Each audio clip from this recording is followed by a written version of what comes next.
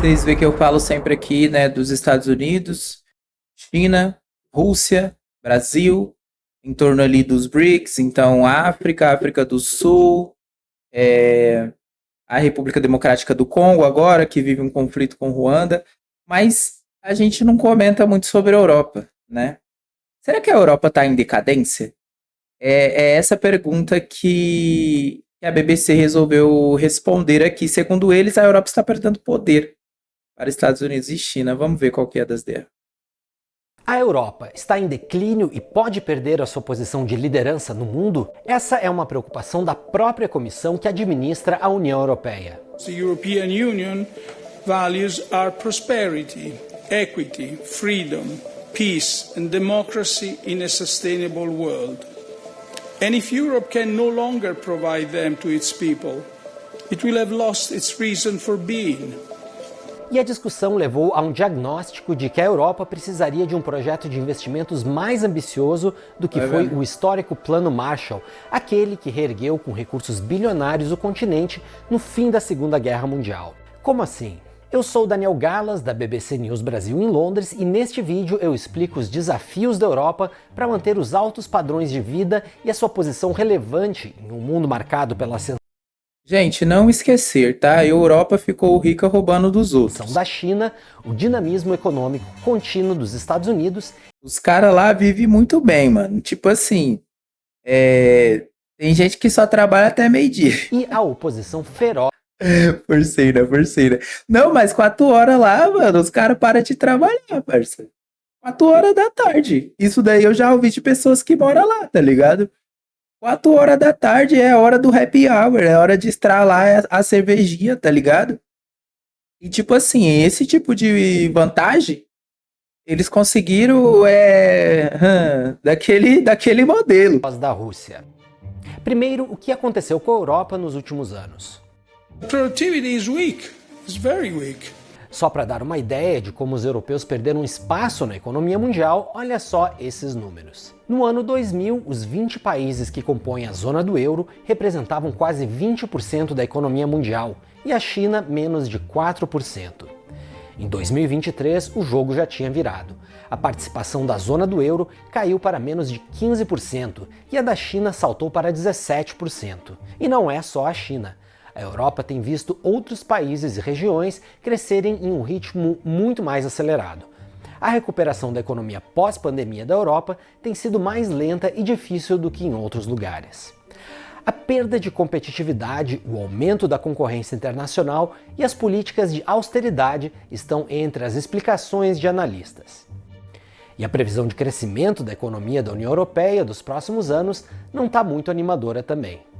Não vai passar de 2% em 2025, nem em 2026, segundo as projeções. Esse declínio, para os especialistas, não é só econômico. Ele também é de liderança no mundo.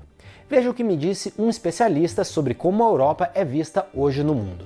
I remember 30 years ago, Europe was the future for young people. There were 20 years ago kind of enthusiasm with the fall of the USSR and all that.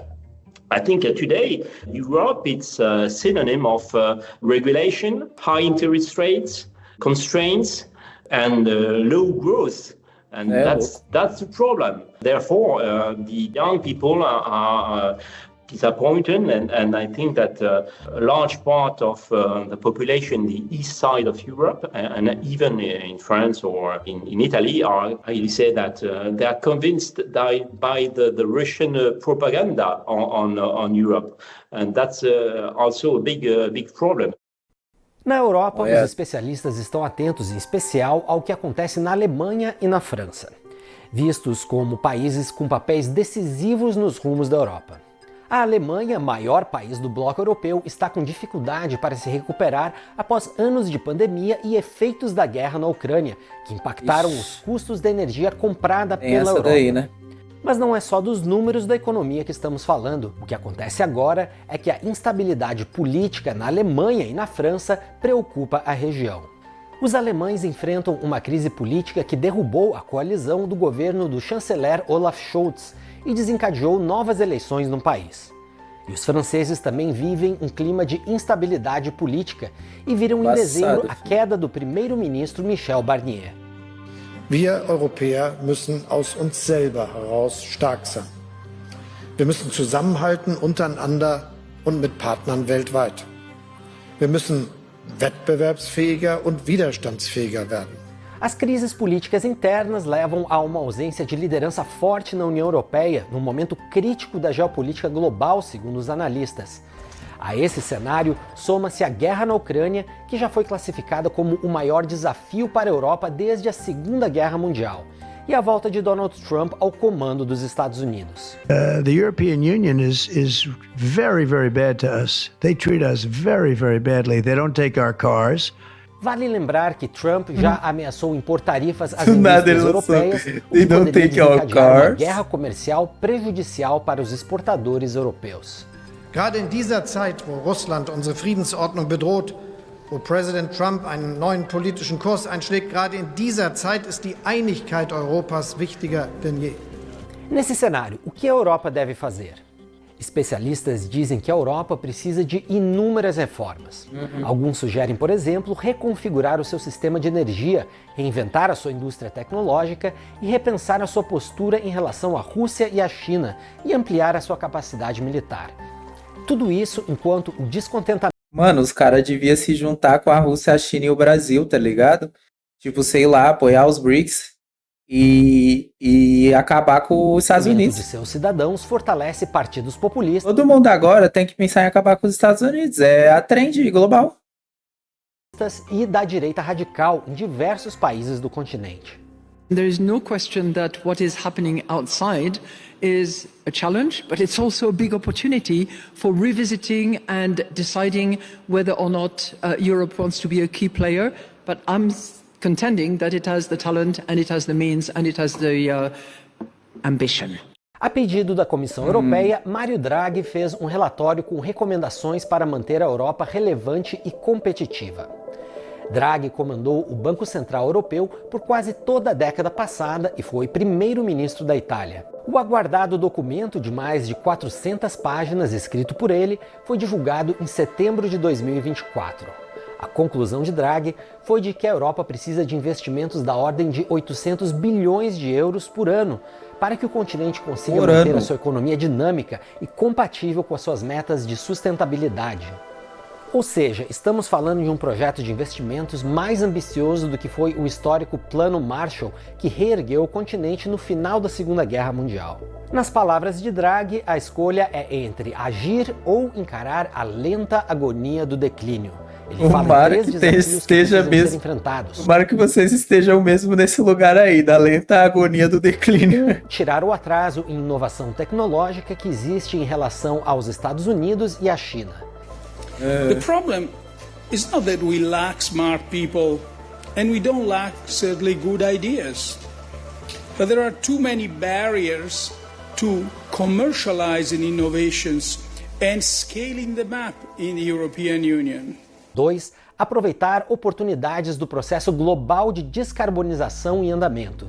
E 3. Proteger as cadeias de suprimentos de dependências geopolíticas que correm o risco de se transformar em vulnerabilidades. O fato é que Draghi defende que a Europa faça o oposto do que vem sendo feito até agora. Quer dizer, que troque políticas de austeridade por políticas ousadas de investimento. Mas esse plano está longe de ser consenso. Desde que foi publicado, o relatório vem provocando polêmica entre políticos e líderes europeus sobre qual seria o melhor rumo. Essa é uma discussão clássica na economia, mas quando falamos da União Europeia, a diferença de visões de mundo é um desafio, como me disse Emanuel Salles, da Fundação Robert Schuman. A Alemanha tem políticas de mercado mais ortodoxas que defendem redução de gastos públicos, enquanto os demais países da aliança têm uma tradição mais keynesiana de crescimento induzido por investimentos. Esse choque de visões muitas vezes inviabilizou que os países achassem uma saída comum para os problemas econômicos, algo que fica mais evidente diante dos desafios que o mundo apresenta agora à Europa, a concorrência chinesa e a chegada de Donald Trump ao poder nos Estados Unidos. Enquanto se discute qual seria o melhor remédio, alguns defendem também que a ideia de declínio europeu não é nova, embora siga urgente no mundo de hoje. Eu entrevistei o pesquisador Richard Youngs, que acha que o declínio europeu é de certa forma normal e esperado. Ele diz que até mesmo se trata de uma consequência do projeto europeu no mundo. Para ele, parte do chamado declínio europeu é relativamente bom, já que reflete o fato de que outras regiões estão indo muito bem e crescendo. Por isso, ele pondera, cuidado ao analisar quão profundo e abrangente é o declínio.